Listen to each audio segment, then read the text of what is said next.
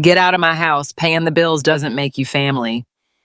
Those were the exact words my own son, Liam, screamed at me during our Christmas family gathering in front of all our relatives. I had just mentioned the $15,000 I'd spent on him over the last year, and his wife, Brittany, leaned in and whispered in my ear, "You're just jealous of my mother." I smiled, then let they pay the $15,000. That night, I shut everything down. The next morning brought police, tears, and total chaos. My name is Monica. I'm 67 years old. And on that December night, I discovered that to my son, I wasn't his mother. I was a walk-in 35 years of sacrificing, working as a maid in 5 different houses to support him after his father died. I paid for his college, his lavish wedding, and gave him the down payment for his house. And this is how he repaid me. But let me tell you how it all began. That family gathering was in my own house, the humble little home where I raised Liam with so much love. I had cooked all afternoon, a glazed ham, a green bean casserole, and spiked eggnog. The table was set with my best china, the pieces I saved for special occasions. I had invited my sisters and my nieces and nephews. I wanted it to be a perfect Christmas. Liam arrived late, as always, with his wife, Brittany. She's a 32-year-old woman who works as an office secretary, but she always dresses like she's a millionaire. That night, she was wearing a very chic green dress and jewelry I knew she couldn't afford on her salary. She walked into my house without greeting me, checking her phone as if she owned the place. Liam served himself a plate without asking how I was or if I needed help with anything. Nothing. He sat down and started eating in silence. I tried to make conversation, asking about his job, his plans for the new year, short answers, monosyllables, as if talking to me was a bother.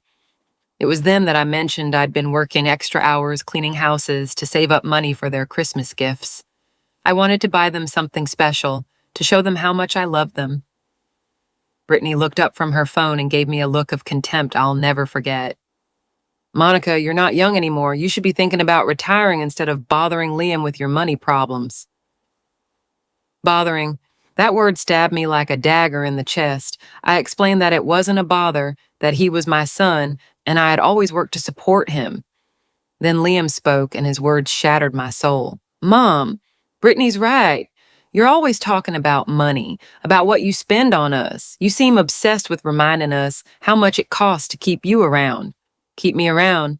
I was the one keeping them around. I had spent $15,000 just that year, payments for his car, credit cards, his mortgage.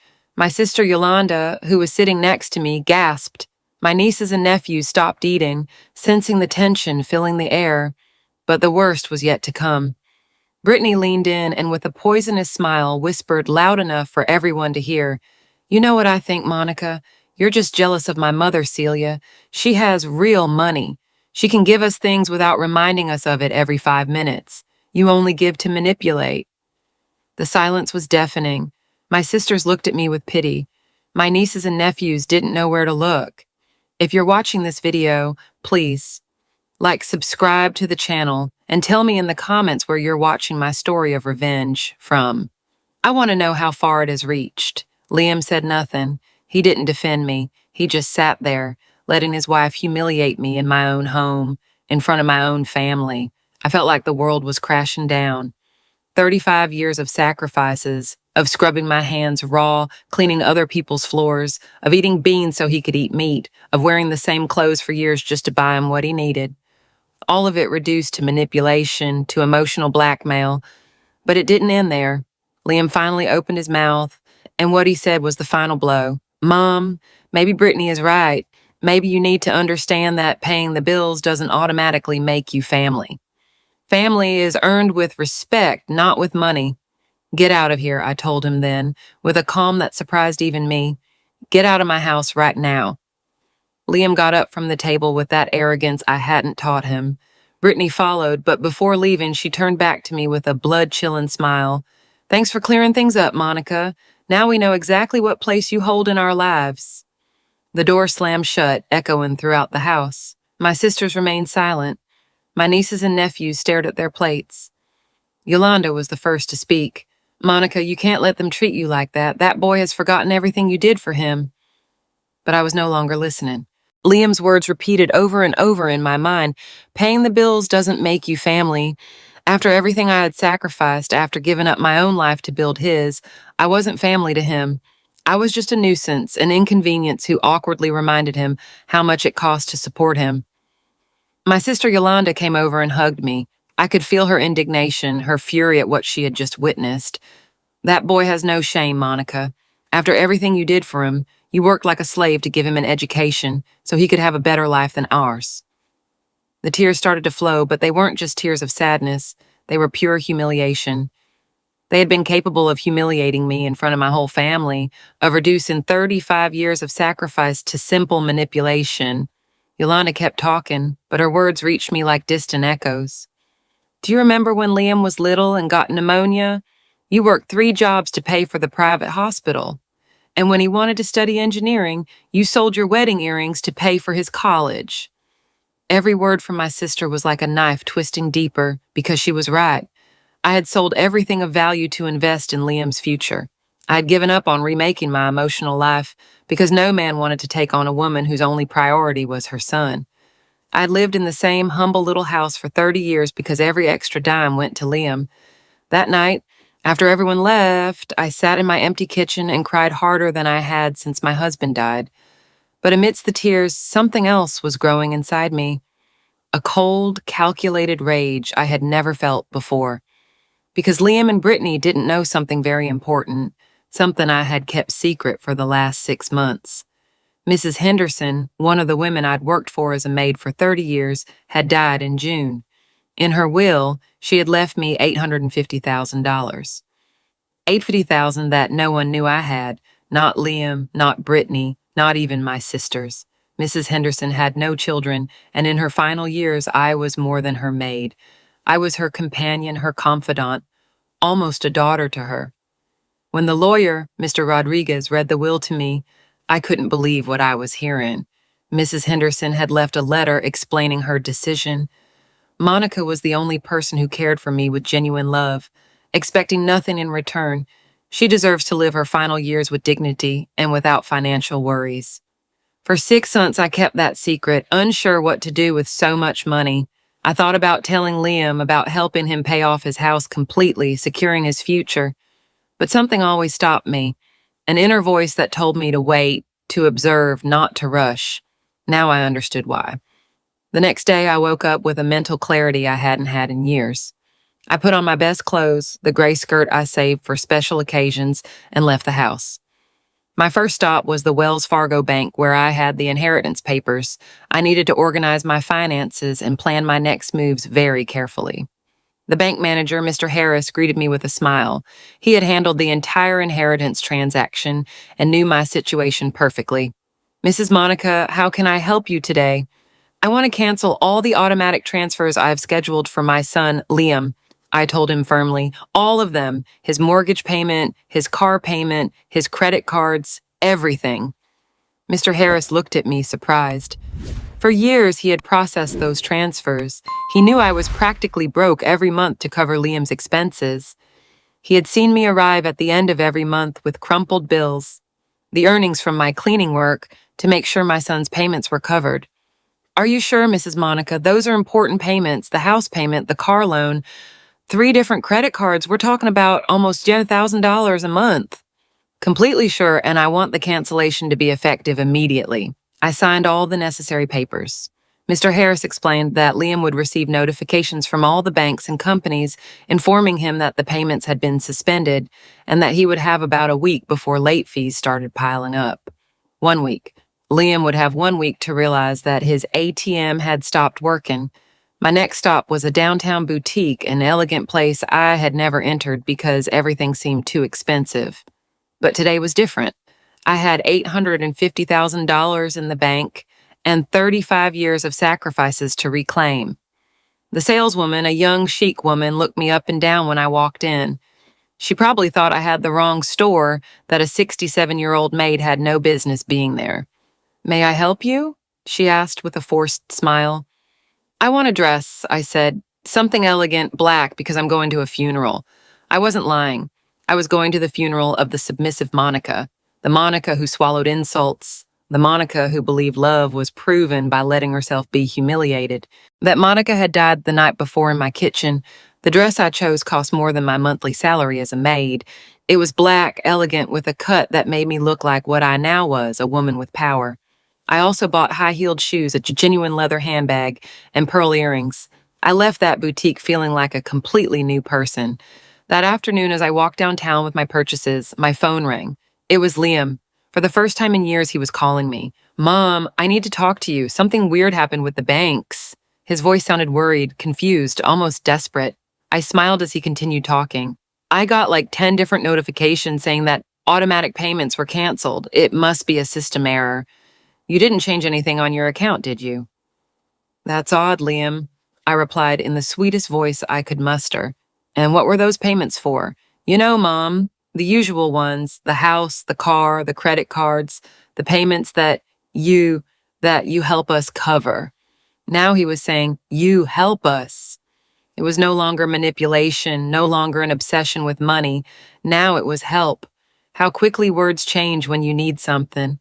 Liam, last night you and your wife made it very clear to me that paying the bills doesn't make me family. So I decided to stop paying the bills. The silence on the other end of the phone was glorious. I could imagine his face, his panic, his despair as he processed what I had just said. Mom, wait, you can't do that. I have commitments, obligations. If I don't pay the house this month, they're going to charge me late fees. The bank could start foreclosure proceedings. And what does that have to do with me, Liam? You yourself said that paying bills doesn't make me family, so I'm not responsible for the bills of someone who isn't my family. But Mom, you didn't mean what? That I'm an ATM, that I'm obsessed with money, that I manipulate with my payments? Because that is exactly what you said. Liam's voice started to crack. It was the first time in years I'd heard him like this, vulnerable, scared, but it was too late for regrets. Mom, please, we need to talk. Come home, we can fix this. No, Liam, your house is your problem now. I have my own plans. I hung up the phone and turned it off. For 35 years, I'd been available 24 hours a day. That was over, too. That same afternoon, I took a taxi to the most elegant hotel in the city, the Grand Plaza, a place I'd only been to once when I delivered clean clothes to one of my employers who was staying there. I never imagined that one day I would be the guest. The receptionist looked at me strangely when I asked for the most expensive suite available, an older woman dressed in simple clothes asking for luxury accommodation. But when I pulled out my new credit card, the one the bank had given me after the inheritance, her attitude changed completely. It will be our pleasure to host you, Mrs. Monica. How many nights will you be staying with us? 1 week to start. The suite was larger than my entire house. It had a living room, a bedroom with a huge bed, a bathroom with a jacuzzi, and a spectacular view of the city. I sat down on the leather sofa, and for the first time in decades, I allowed myself to breathe without worries. The next day, my phone started ringing nonstop. Liam, Brittany, unknown numbers. I decided to turn it on just to listen to the voicemails. The first one was from Liam, and his desperation was evident. Mom, please answer. Brittany is very worried. She says maybe we were too harsh on you. We can talk, find a solution. The second message was from Brittany, and her tone had changed completely. She was no longer the arrogant woman of 2 days ago. Monica, it's Brittany. I think there was a misunderstanding. Liam told me about the bank problems. We can sit down and talk. As a family. As a family. Now that they needed money, I was family again. The third message surprised me. It was from Celia, Brittany's mother, the rich woman I was supposedly jealous of. Mrs. Monica, this is Celia. My daughter told me what happened. I'd like to talk to you. I think we can find a solution that benefits everyone. Benefits everyone. How interesting. When they humiliated me, no one thought about benefiting me. But the fourth message was the one that amused me the most. It was Liam again, but this time crying. Mom, I don't know what to do. Brittany is furious. She says it's my fault. Her mom is pressuring her to leave me if I don't resolve this. They're going to take the house, the car, everything. Please, Mom. I know I don't deserve it, but you're my mother. You can't abandon me like this. Now I was his mother again. When everything was crumbling, when he desperately needed help, he suddenly remembered I was his mother. That afternoon, I decided to treat myself to a luxury I had never had. I went to a spa. I got massages, facials, a manicure, and a pedicure. As the specialist worked, I reflected on my new reality. For the first time in 35 years, no one depended on me. No one expected me to solve their financial problems. Upon returning to the hotel, I found the concierge waiting for me with an envelope. Mrs. Monica, a young man came to drop this off for you. He said it was very urgent. It was a handwritten letter from Liam in the handwriting I had taught him when he was a child. Mom, I don't know if you'll read this, but I have to try. I know I was wrong. I know Brittany was wrong. We were stressed, under a lot of pressure, and we took our frustration out on you. It's unforgivable, but Mom, I'm your son, the same boy you hugged when he had nightmares, the same one you cared for when he was sick. You can't erase all that because of an argument. I need you, Mom. I love you. I tore the letter into small pieces and threw it in the trash. It was easy to talk about love when you needed money. Where was that love when they humiliated me in front of the whole family? The next day, I decided to do something Liam would never expect. I went to visit my former employer, Mrs. Carmen, an elderly woman who had always treated me with respect. She was surprised to see me so elegant, so changed. Monica, it's wonderful to see you. You look splendid. How are you? I told her the whole story. Carmen listened intently, without judging, without taking sides. At the end, she told me something that deeply resonated with me. Monica, I raised 3 children, and I'll tell you something I learned over the years. Sometimes the greatest show of love for a child is letting them fall, letting them learn what life costs when they don't have mom solving everything for them. She was right. For 30 years, I had been the cushion that broke all of Liam's falls. I had never allowed him to face the consequences of his decisions. He had never learned the real value of money because he always knew Mom would be there to rescue him. That night, in my hotel suite, I made a decision that would change everything forever. I called the lawyer, Mr. Rodriguez, the same one who had handled Mrs. Henderson's inheritance. Mr. Rodriguez, I need to consult you about something. What legal options do I have if someone has publicly defamed me and deliberately caused me emotional distress? Are you thinking of suing someone, Mrs. Monica? I'm thinking of protecting myself and ensuring that the people who hurt me understand that their actions have consequences. Mr. Rodriguez explained the options: a lawsuit for emotional distress, defamation, psychological damage. Everything documented, all legal, perfectly justifiable. Do you have proof of what you're telling me? I smiled, because what Liam and Brittany didn't know was that over the last few months, every time they came to the house, I had recorded our conversations. I had all their humiliations, all their contempt, all their poisonous words saved on my phone. Mr. Rodriguez, I have more proof than you can imagine. Mr. Rodriguez reviewed the recordings I brought to his office. His expression changed completely as he listened to Liam's and Brittany's words, especially when he got to the part where Brittany whispered about being jealous of her mother and Liam declaring that paying bills didn't make me family. Mrs. Monica, this is more than enough for a lawsuit for emotional distress. The humiliations were public, deliberate, and caused documented emotional harm. Furthermore, we have the aggravating factor that you are a senior citizen, which increases the severity of the case. Perfect. I want you to prepare everything, but first, I'm going to give them one last chance to apologize publicly. One last chance. Yes, I want to see how far they're willing to go. I want them to retract everything, to ask for my forgiveness in front of the same family who witnessed the humiliation. If they don't, we will proceed with the lawsuit. Mr. Rodriguez smiled. He was an older man with experience in family cases and perfectly understood my strategy. I think that's an excellent idea. In the meantime, I will prepare all the legal documentation. I left the lawyer's office feeling powerful for the first time in decades. I had taken control of my life. I had stopped being a victim to become the protagonist of my own story. That afternoon, I decided to call Liam.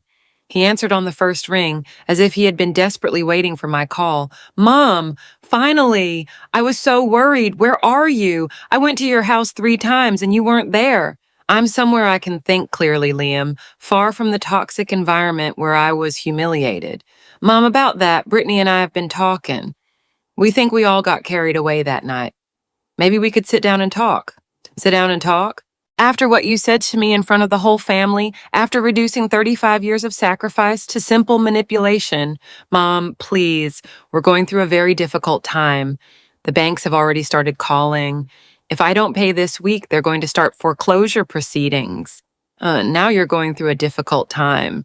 When you humiliated me, I wasn't going through anything difficult, was I? Liam sighed on the other end of the phone. I could feel his growing frustration, his desperation. What do you want me to do, Mom? What do you need so we can fix this? I want you and Brittany to organize a meeting with the same family who witnessed my humiliation. I want you to apologize publicly, to acknowledge everything you did wrong, to admit that your words were unfair and cruel. A family meeting to apologize? Exactly. And I want Celia to be there too. Brittany's rich mother, the one I'm supposedly jealous of. I want to meet her personally. Mom, I don't know if Celia will want to come. She's very busy. Liam, either you do what I ask or you handle your financial problems alone. You decided that paying bills doesn't make me family. Perfect. Then I have no family obligation to help you. Okay, I'll organize the meeting. When? Tomorrow night at my sister Yolanda's house. Neutral territory. And Liam, you better show up with a completely different attitude. I hung up the phone and immediately called Yolanda to tell her the plan. Sister, could you lend us your house tomorrow for a family meeting? Of course, Monica. But tell me, what are you planning? Justice, Yolanda. Simple justice. The next day, I prepared as if for the most important battle of my life. I put on the elegant black dress I had bought, the high heels, the pearl earrings. I carefully applied my makeup and had my hair done at the hotel salon. When I looked in the mirror, I didn't recognize the woman staring back. She was elegant, powerful, self-assured. I arrived at Yolanda's house exactly at the agreed time. My sister greeted me with wide eyes. Monica, you're spectacular. What did you do to yourself? I found myself, sister. After 67 years, I finally found myself. Liam arrived 15 minutes late, as always. Brittany was with him, but her attitude was completely different. No arrogance, no superiority. She seemed nervous, almost scared. And behind them came a woman I assumed was Celia. Celia was about 58 years old, well-dressed, but not as much as Brittany had bragged. In fact, her clothes looked expensive, but not new, as if they had been bought a long time ago. Her jewelry also looked authentic, but worn. There was something about her that didn't match the image of the millionaire woman Brittany had painted. Monica, it's a pleasure. I'm Celia, Brittany's mother. I'm very sorry for what happened the other night. Her tone was conciliatory, almost subservient, nothing like the arrogance I expected to find. We sat down in Yolanda's living room, Liam and Brittany on one sofa, Celia on a chair, and me in the main armchair. My sister stood nearby, a silent witness to what was about to happen. Well, you said you wanted to apologize, I began calmly. I'm listening. Liam cleared his throat, clearly uncomfortable. Mom, Brittany and I have thought a lot about what happened. We realize our words were very harsh, very unfair. You've been an extraordinary mother. You've sacrificed so much for me. His words sounded rehearsed, empty. There was no real emotion, only need. Brittany spoke next. Monica, I want to apologize too. I was stressed that night, under a lot of pressure at work, and I said things I shouldn't have. You are an admirable, hardworking woman, and you deserve respect. More hollow words. I could see in her eyes that they just wanted to get this charade over with so they could ask me for money again. And do you apologize too? I asked Celia directly. Celia looked at me surprised, as if she hadn't expected to be included. Well, I wasn't actually present that night, but if my comments through Brittany offended you in any way, of course I apologize. Your comments through Brittany, are you referring to when your daughter told me I was jealous of you because you had real money? The silence was sepulchral. Celia became visibly nervous. Brittany looked at her in a panic. It was evident that lies were about to come out. Well, that must have been a misunderstanding. I smiled. It was the perfect moment for the first revelation. That's curious, Celia, because according to my investigations, you don't have as much money as you claim. In fact, I understand you are quite heavily in debt. Celia's face went completely pale.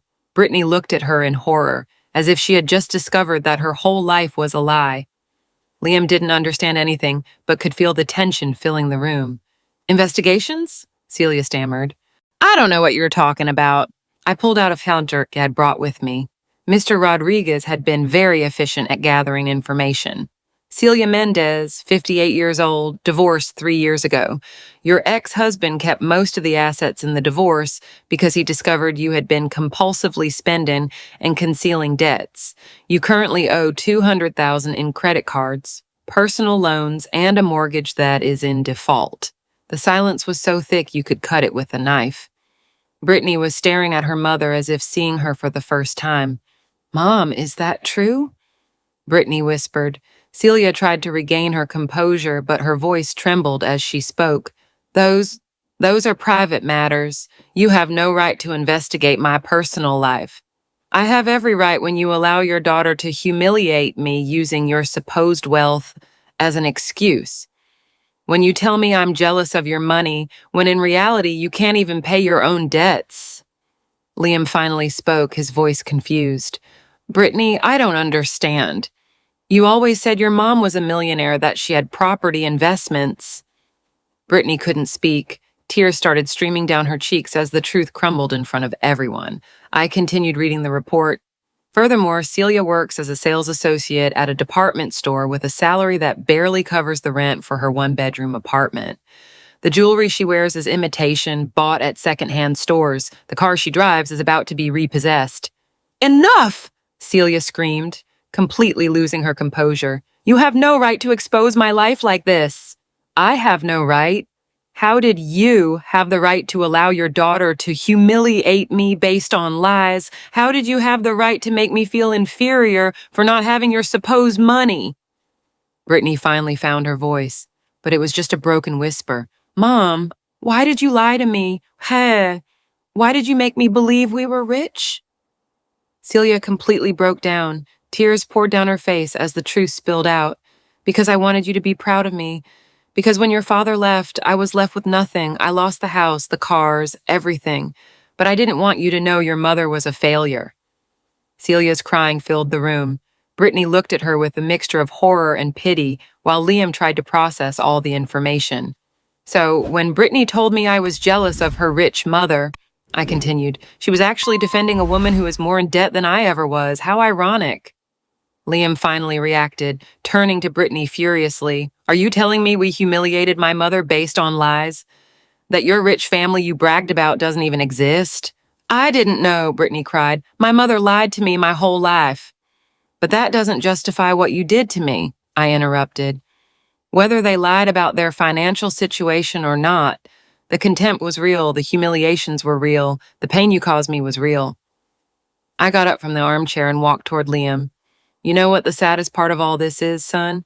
That while you both thought you were superior to me, while you treated me like a nuisance, I had $850,000 in the bank.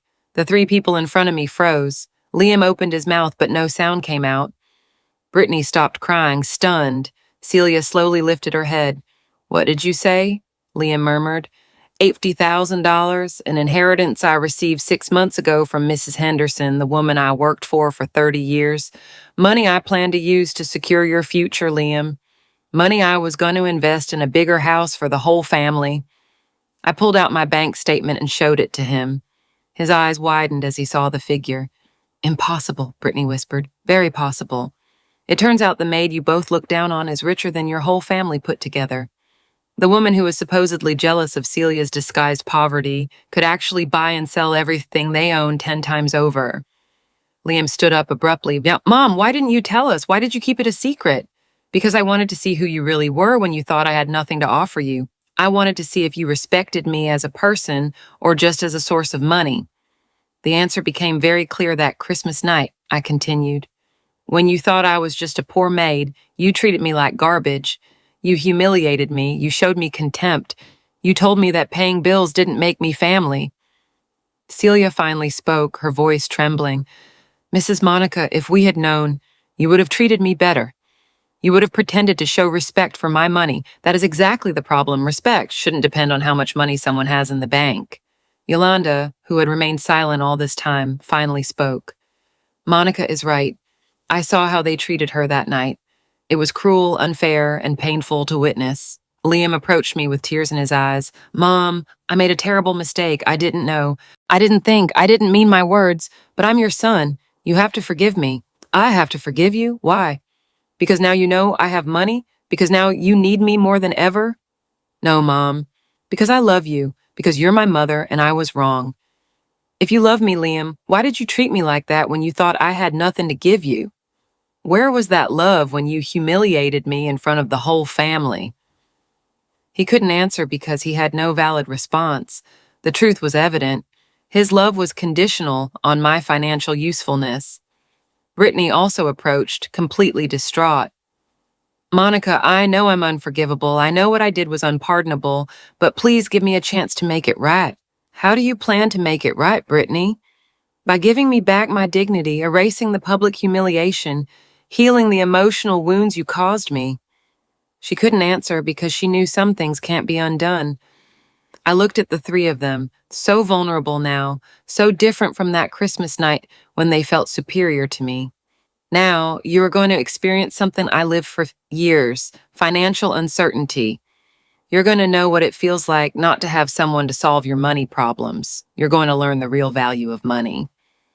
What do you mean? Liam asked, though he already knew the answer. I mean you're going to face your debts alone.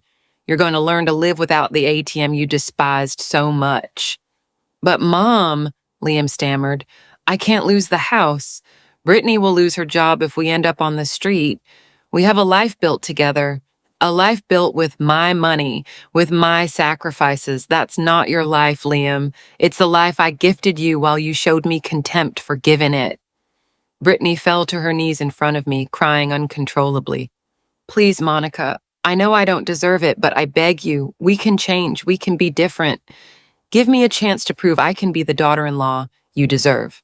You had 32 years to be the daughter-in-law I deserved, Brittany. You chose to be cruel, contemptuous, and abusive. Those decisions have consequences. Celia also approached, desperation in her voice. Mrs. Monica, I accept all responsibility. It was my fault for filling Brittany's head with lies about my situation, but please don't punish my daughter for my mistakes. Your daughter is a 32-year-old adult, Celia. She chose to humiliate me based on false information she never bothered to verify. She chose to treat me like trash because she thought she could do it without consequences. I walked toward the door, but before leaving, I turned back to face them one last time. For 6 months, I kept the secret of my inheritance, waiting for the right moment to tell you. I thought about doing it on Christmas. I thought it would be a perfect gift for the whole family, but you showed me who you really were before I could. Liam stood up abruptly. So this is all revenge? You set us up. A setup? No, Liam. A setup would have been feigning poverty to test you. I simply didn't mention my good fortune. You chose to treat me badly without any provocation from me. But we're family, he cried desperately. Family? You yourself said that paying bills doesn't make me family. Let's apply that logic. Humiliating, showing contempt, and mistreating people doesn't make you family either. I left Yolanda's house feeling liberated, but also emotionally exhausted. The taxi was waiting outside to take me back to the hotel. During the ride, I reflected on what had just happened. I had exposed all the lies, revealed my true situation, but I knew this was only the beginning. Upon arriving at the hotel, I found multiple messages on my phone. Liam had called 20 times in the last 30 minutes. Brittany had sent desperate text messages. Even Celia had somehow gotten my number and left me pleading voicemails. I decided to listen to just one of Liam's messages. Mom, please don't do this. I know we were wrong. I know we were cruel to you, but we're your family. We're the only thing you have in this world. Without us, you'll be alone forever. Is that what you want? To be alone with your money? His words infuriated me more than all the insults on Christmas night. Now it turned out I needed them, that without them, I would be alone forever. The same emotional manipulation as always, but now with added desperation. I immediately called Mr. Rodriguez. Lawyer, proceed with the lawsuit. I want you to file all the documents tonight. Are you sure, Mrs. Monica, once we start the legal process, there's no turning back? Completely sure. I want you to sue for emotional distress, defamation, and psychological damage. I have the recordings, I have witnesses, I have everything you need. Perfect. I will file the lawsuit tomorrow. What amount do you consider appropriate? 100,000, and I want it to be public. And I want the whole city to know what they did to me. The next day, the lawsuit was the talk of the neighborhood. The lawyer had contacted a local reporter, and the story of the millionaire maid who sued her ungrateful son spread like wildfire. My phone wouldn't stop ringing. Unknown numbers, reporters wanting interviews, curious neighbors. But the calls that hurt the most were Liam's, each one more desperate, more pleading than the last. I decided to answer one of his calls, the 10th of the day. Mom, please stop this. The lawsuit is in the newspaper. Everyone is talking about us. Brittany lost her job. They fired her because of the scandal. The neighbors are pointing at us in the street. And how do you think I felt when I was humiliated in front of the whole family? How do you think I felt when I was treated like trash? But Mom, this is too much. It's one thing to cut us off financially, but to ruin our reputations, our jobs, our lives. It's one thing to make a mistake, Liam. It's another thing to deliberately humiliate your mother for years and then expect no consequences. It wasn't years, it was one night. One night? Do you really think it all started that Christmas night? How many times did Brittany treat me with contempt? How many times did you make me feel like a burden? How many times did you ignore my feelings? Liam fell silent because he knew I was right. The contempt had been constant, gradual, systematic. Christmas night had just been the last straw. Mom, okay, I accept that we were cruel. I accept that we hurt you. But what's your plan to completely destroy us? My plan is for you to learn that actions have consequences, that respect is earned, not bought, that mistreating people, especially your mother, is not something you can do without facing the consequences. And then what? When we've lost everything, when we're on the street, when Brittany and I have divorced because we couldn't handle the pressure, what will you gain from that? I will regain my dignity. I will gain the peace of mind of knowing I didn't allow them to continue treating me like garbage. That afternoon, while having tea on the terrace of my suite, I reflected on Liam's words. What would I really gain from all this? Would revenge give me back the 35 years of sacrifice? Would it heal the emotional wounds? But then I remembered Brittany's face when she whispered that I was jealous of her mother. I remembered the coldness in Liam's eyes when he told me that paying bills didn't make me family. I remembered the public humiliation, the cruel laughter, the absolute contempt. No, this wasn't just revenge. This was justice. This was setting boundaries after a lifetime of not setting them. This was teaching them that even a mother's infinite patience has a breaking point. That night, I made a decision that would change the course of this entire story. I was going to do something Liam would never expect, something that would hit him where it hurt the most, his public pride. The next day, I woke up with an idea that filled me with energy I hadn't felt in years. If Liam wanted to play dirty, if he wanted to manipulate the situation to his advantage, I was going to show him what real power meant. I called Mr. Rodriguez and asked him to organize a press conference. I wanted to tell my story publicly with all the details, all the evidence, all the recordings. If the story was already in the local newspaper, it was better for people to hear my full version. Mrs. Monica, are you sure you want to expose yourself so publicly? Mr. Rodriguez, for 67 years I've lived in the shadows, working in silence, enduring humiliations in private. It's time the world knows who I really am. The press conference was scheduled for Friday afternoon in the main ballroom of the hotel where I was staying. Mr. Rodriguez contacted several local and some national media outlets. The story had piqued curiosity. A millionaire maid suing her own ungrateful son for emotional abuse. Meanwhile, Liam had started a desperate campaign to clean up his image. He had created social media profiles telling his side of the story, portraying me as a vindictive, manipulative mother who was destroying her family over a misunderstanding.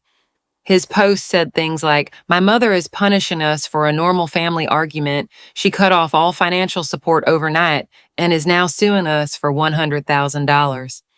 Is this what a loving mother does? Comments were divided. Some supported him, saying I was a toxic mother. Others criticized him, especially as rumors began to circulate about the details of what had really happened that Christmas night. But what bothered me the most was seeing that Brittany had also started posting on her social media. She had uploaded photos of herself crying with captions like, I lost my job over a family misunderstanding. My mother-in-law decided to ruin our lives because we had an argument. Where is the Christian compassion? Christian compassion. After publicly humiliating me, now she was talking about Christian compassion. On Thursday night, one day before my press conference, Liam did something I never thought he would do. He created a live stream on Facebook to tell the truth about what was happening. I found out because my sister Yolanda called me, upset. Monica, Liam is live streaming. He's saying terrible things about you. He says you went crazy with the money, that you were always manipulative, that you're getting revenge because he got married. I turned on my computer and accessed his stream. There were over 500 people watching.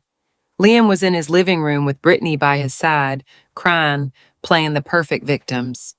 My mother received an inheritance 6 months ago and didn't tell us, Liam was saying.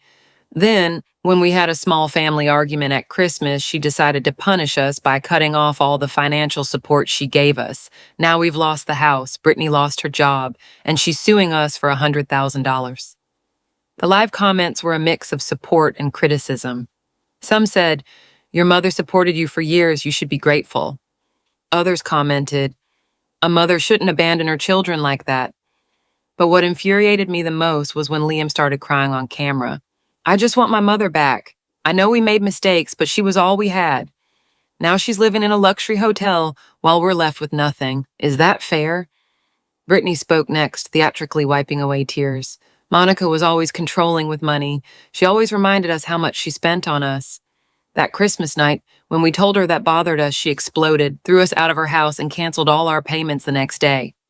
"Liar!" I shouted at the screen. They were completely distorting what had happened. I saw that the comments were starting to change tone. More people were beginning to support them, to see them as victims of a cruel, vindictive mother. Liam was very smart at manipulating people's emotions. "We just want our family to reconcile," Liam continued. "We want to sit down and talk, apologize properly, and find a solution, but she refuses to see us. She blocked us everywhere." At that moment, I made a decision that would change everything. I created a new Facebook account and joined the live stream. I typed in the comments, "Hello, Liam, it's your mother. I see you're telling your side of the story. Would you like me to tell mine?" The stream went crazy. The comments started exploding. "It's her! The mom is here! This is gonna be good!" Liam saw my comment and went completely pale. Brittany looked at him in terror. For a moment, he didn't know what to do. And, "Mom, is that really you?" he asked in a trembling voice. "Yes, it's me. And I think it's time all these people hear what really happened that Christmas night. Mom, please don't do this. We can talk in private." "In private? Like when you humiliated me in front of the whole family?" "No, Liam, you decided to make this public. I'm going to respond publicly." The viewers had increased to over 100. People were sharing the stream, tagging their friends. It was like a live reality show. "Do you want to know what really happened?" I wrote in the comments. "Do you want to hear the recordings of what they said to me that night?" Liam stood up abruptly. "You can't do that. Those are private conversations." "Private? Like this stream where you're defaming me in front of thousands of people?" Brittany finally spoke, her voice desperate. "Monica, please, we've suffered enough. People are judging us. I lost my job. We're about to lose the house. Now I'm Monica again. I'm no longer the crazy, manipulative woman from 5 minutes ago." The comments were out of control. People were defending me, and they attacking me, asking me to play the recordings. "Liam," I wrote, "do you want to tell all these viewers exactly what you said to me that Christmas night? Do you want to repeat the exact words you used?" "Mom, we already apologized." "No, you didn't apologize. You said it was a misunderstanding, that you were stressed, that we all got carried away, but you never admitted how cruel you were." At that moment, I decided to do something I knew would be devastating for them. "You know what? You're right. It's better if the recordings speak for themselves."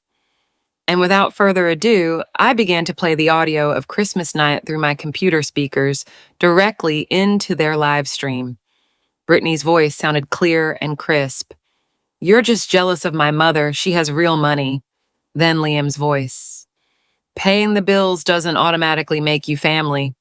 The silence on their stream was absolute. Comments exploded with indignation toward them. The comments on the stream became an avalanche of criticism toward Liam and Brittany. What ungrateful children. Poor woman, they deserve everything that's happening to them. Liam tried to defend the indefensible, but his voice sounded desperate and unconvincing. Those recordings are taken out of context, he stammered. There was an argument. We all said things we regret. I continued, playing more parts of the audio. Brittany's contemptuous voice saying I was obsessed with money. The cruel laughter when I mentioned my sacrifices. The exact moment Liam told me I sounded like a complaining Adam. Each audio clip was more devastating than the last. The stream's viewers increased to over 3,000 people.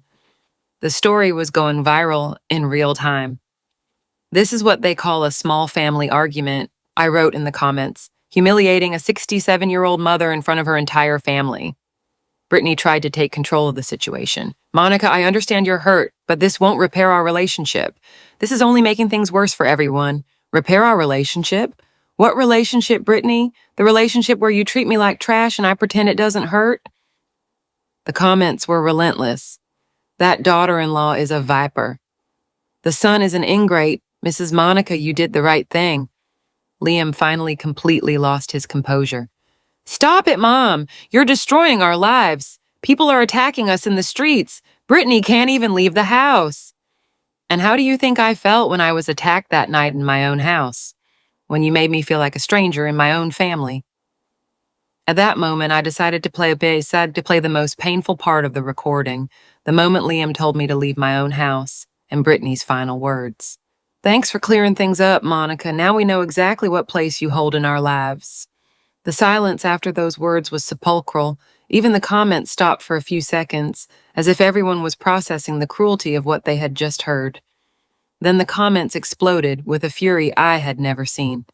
They are monsters. How can they treat their mother like that? They deserve to lose everything. Mrs. Monica, don't give them a dime.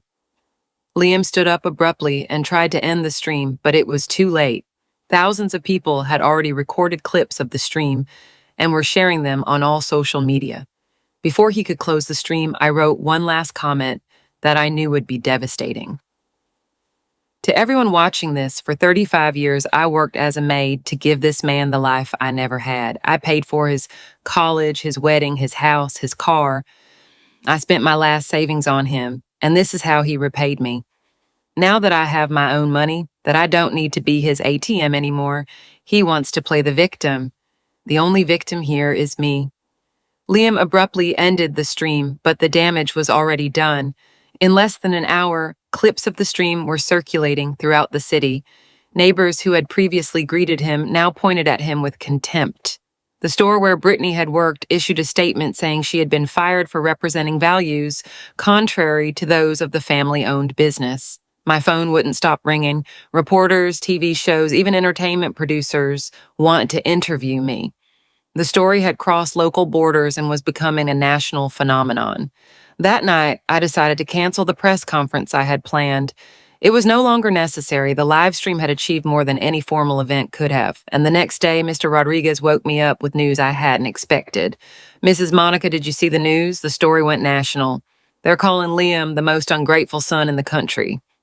I turned on the television, and indeed, my story was on every channel. Morning shows, news reports, entertainment programs. Everyone was talking about the case of the millionaire maid and her ungrateful son. The most shocking thing was that they had managed to get interviews with my former employers. Mrs. Carmen, who I'd worked for 15 years, was on television defending me. Monica is the most hardworking and noble woman I've ever met, Carmen said in the interview. She never missed a day of work. She was always worried about saving money for her son. Seeing how they treated her is heartbreaking. Another of my former employers had also been interviewed. Monica sacrificed her whole life for that boy. She worked in 3 houses simultaneously to pay for his education.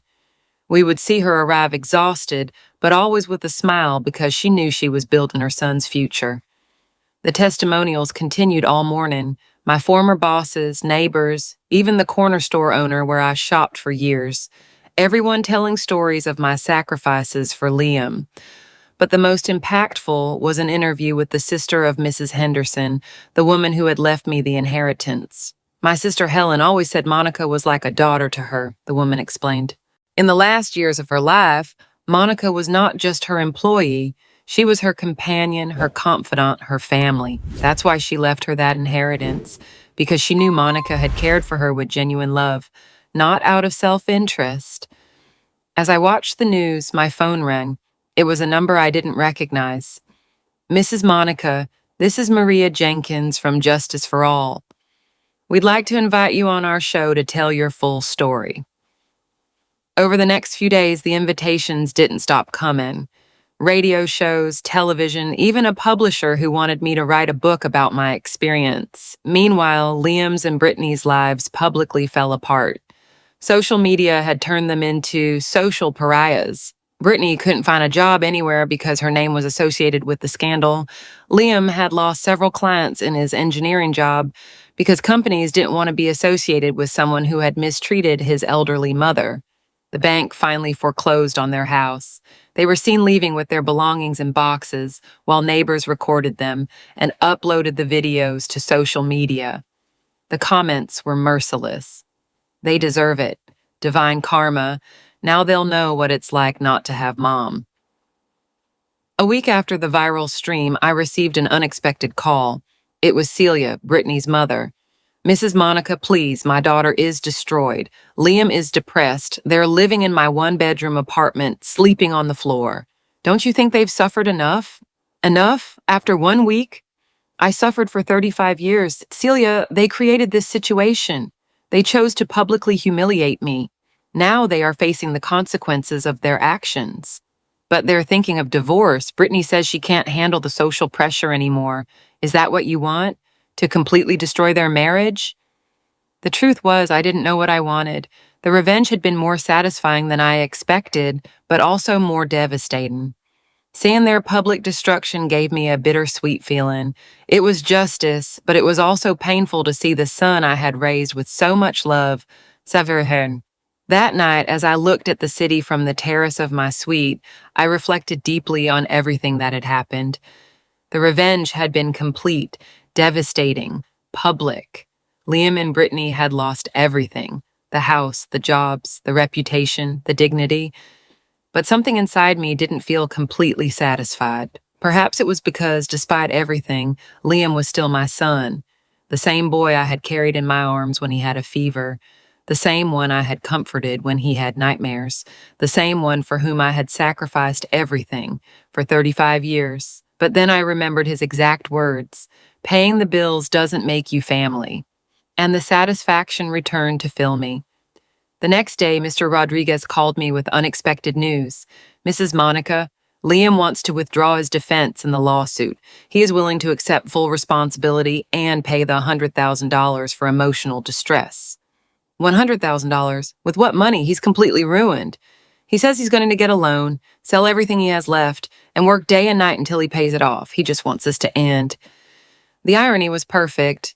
The man who had told me I was an ATM was now willing to go into debt up to his neck to pay me. The one who had despised my money was now pleading with his own. But then Mr. Rodriguez told me something that surprised me.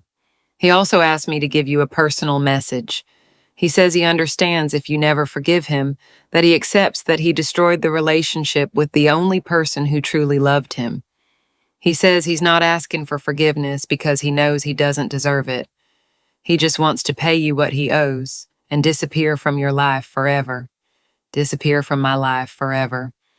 For weeks, I'd fantasized about those words, but now that I heard them, they hurt more than I expected. That afternoon, I decided to do something no one expected. I took a taxi to Celia's apartment where I knew Liam and Brittany were living. It was an old building in a neighborhood I had known very well in my maid days. I knocked on the door of apartment 3B.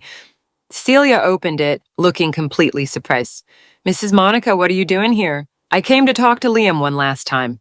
And Liam appeared behind Celia. He looked completely different. He had lost weight. He had deep dark circles under his eyes, and his hair was messy. He looked like a man who had aged 10 years in 2 weeks. Mom, he murmured, his voice broken. I didn't expect to see you. We need to talk alone. We went out onto the apartment's small balcony. The contrast with my luxury suite was brutal.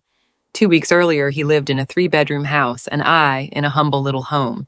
Now the positions had completely reversed. "How are you?" I asked, although the answer was obvious. "Destroyed," he replied without trying to pretend. "Completely destroyed. I lost everything, Mom. The house, the job, the friends, the reputation. Brittany is leaving me. She says she can't handle the social pressure anymore, and all because of one December night when you decided to humiliate your mother. I know, and I accept it. I'm not here to ask for your pity or forgiveness. I know I don't deserve it." I was surprised to hear him sound so different. There was no trace of the former arrogance, the superiority, the contempt. He was a broken man who finally understood the consequences of his actions. "What do you want then?" "I want you to know that I understand. I understood what you wanted to teach me.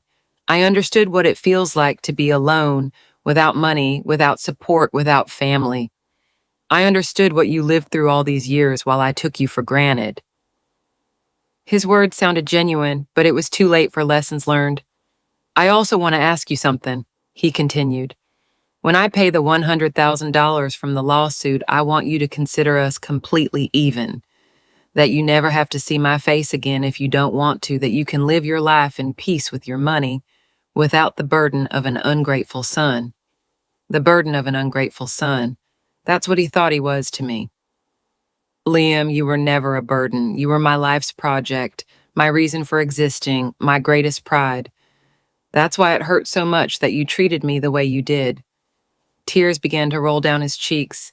"Mom, I ruined everything. I ruined the relationship with the only person who loved me unconditionally. And the worst part is I can't blame anyone else. I can't say it was Brittany's fault or the stress or the circumstances. It was me. I was the one who chose to treat you badly." For the first time in 2 weeks, I felt a flicker of compassion for him, but it wasn't enough to erase 35 years of sacrifices reduced to manipulation. You know what the saddest part of all this is, Liam? That you had to lose everything to realize what you had. "I know, Mom, and that's why I'm not going to ask you to forgive me. I'm just going to ask you to be happy, to use your money, to live the life you deserve, to travel, to pamper yourself, to do everything you couldn't do because you were taking care of me." His words moved me more than I expected. It was the first time in his adult life that he had thought of my well-being without mixing it with his own needs. "And what are you going to do?" "I'm going to find a job anywhere, doing anything. I'm going to pay the lawsuit even if it takes me years, and I'm going to learn to live with the consequences of my actions." At that moment, I made a decision that surprised even myself. "Liam, I'm not going to accept the lawsuit money." He looked at me confused. "But Mom, I don't need it. I have more money than I can spend in the rest of my life, and I don't want the rest of your existence to be marked by a debt to me." "Then what do you want?"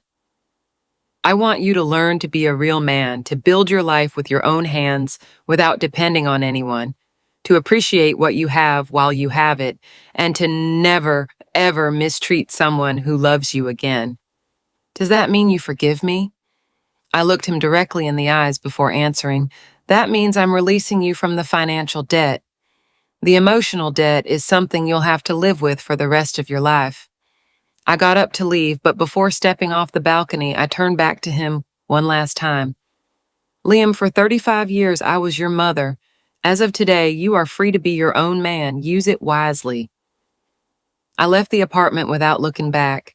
In the taxi back to the hotel, I reflected on what I had just done.